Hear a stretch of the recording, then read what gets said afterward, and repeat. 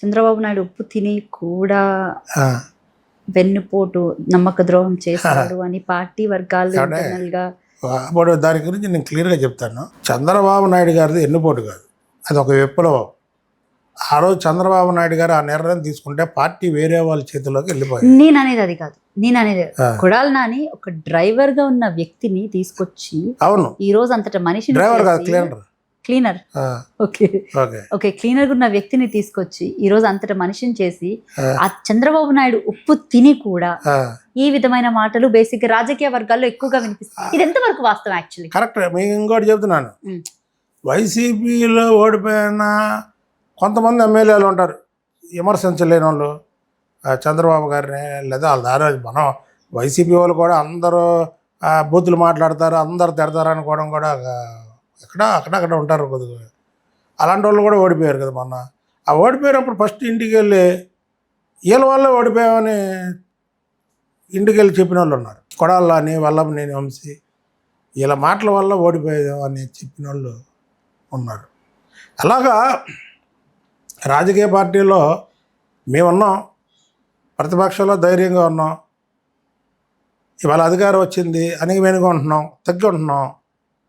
వాళ్ళు ఉన్నారు అధికారంలో తడలు కొట్టారు, ఇప్పుడు ఏమో కామ్గా ఉన్నారు.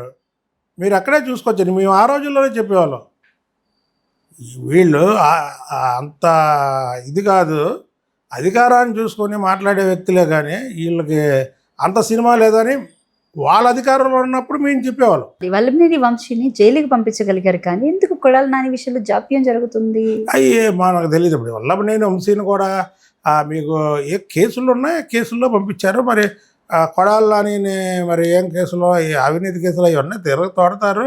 అయితే చంద్రబాబు నాయుడు గారి మనస్తత్వం కక్షపూరిత మనస్తత్వం మాత్రం కాదు. మీరేనన్నా చెప్పండి, ఇవాళ తెలుగుదేశం పార్టీ కార్యకర్తలు, నాయకుల్లో ముఖ్యంగా కార్యకర్తలు, ఇవాళ మొన్న చంద్రబాబు నాయుడు గారు మీటింగ్లో కూడా చెప్పారు, నాయకులు వెళ్ళిపోయినా కార్యకర్తలు అక్కడే ఉంటారు.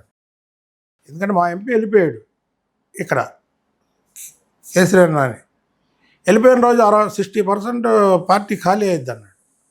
ఒక్కరు కూడా వెళ్ళా. అంటే తెలుగుదేశం పార్టీ అంత బలమే. ఇప్పుడు ఎవరైనా సరే తెలుగుదేశం పార్టీలో ఉన్నంత వరకు హీరో, తెలుగుదేశం పార్టీ బయటికి వెళ్తే జీరో. ఇది కార్యకర్తల పార్టీ, ఇది మా సొంత పార్టీ, నా వల్ల పార్టీకి ఇది అనుకోంటే అది భ్రమలో బతుకుతున్నట్టు. నాయకులు వెళ్ళిపోయినా కార్యకర్త ఒక్కరు కూడా వెళ్ళరు. వాళ్ళ వెనకాతల జిల్లాలను వెళ్ళినటువంటి వాళ్ళు ఉన్నారు, తెలుగుదేశం పార్టీలో జిల్లాలను శాసించిన వాళ్ళు ఉన్నారు. వాళ్ళ పార్టీని వదిలితే వాళ్ళ వెనకాతలు ఉన్నటువంటి వాళ్ళు ఒక్కరు కూడా వెళ్ళలేనటువంటి జిల్లాల్లో చాలా ఉన్నాయి. అది తెలుగుదేశం పార్టీ యొక్క కార్యక్రమం. ఎన్టీ రామారావు గారు ఏ టైంలో ఏ ముహూర్తంలో ఈ పార్టీ పెట్టారో కానీ ఈ పార్టీకి కార్యకర్తే వెన్నెముక. వీళ్ళు ఏమనుకున్నారంటే తెలుగుదేశం పార్టీ పిల్లలు కొద్దిగా కమ్మారు పిల్లలు అలీలీలు కొడాలి నానితో వంశీతో ఫోటోలు అవి దిగేవాళ్ళు. దిగితే ఇది వాళ్ళ సొంత బలం అనుకున్నారు.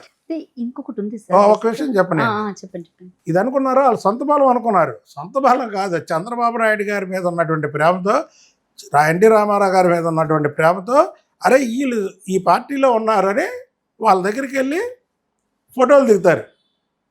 అంతే తప్ప వీళ్ళ మీద వ్యక్తిగతంగా తర్వాత పార్టీలోంచి బయటికి పోయిన తర్వాత తెలిసింది వాళ్ళకి, అరే ఏంటి పరిస్థితి అనేది. వాళ్ళు చూశారు కదా వాళ్ళు ఎలాగ ఉన్నారు. వాళ్ళు ఇంకో సంవత్సరం 2 సంవత్సరాల ముందు మీడియా మీదకి వచ్చి మాట్లాడారా అనుకోండి, జనాలు చీకొడతారుగా.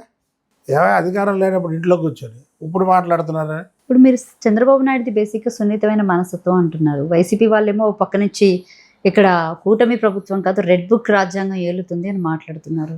ఏమంటే లోకేష్ బాబు గారు వాళ్ళ తల్లిని అన్న మాటలకి రెడ్ బుక్లో పేర్లు ఉన్నాయి అని చెప్పడం మాట వాస్తవే. అలాగా అధికారులు కూడా ఏదైతే వైసీపీకి అనుకూలంగా ఉన్నటువంటి అధికారులు కూడా ఆ రోజు ఉన్నారు, వాళ్ళ పేర్లు రాసుకున్నాం అనే మాట వాస్తవే.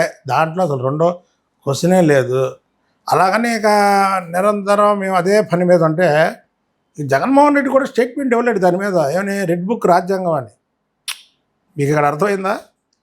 నేను చెప్పిన మాట అర్థమైందా? మీది రెడ్ బుక్ అయితే వాళ్ళది గుడ్ బుక్ అంటున్నారు కదా, మరి వాళ్ళది గుడ్ బుక్ అంటున్నారు కదా.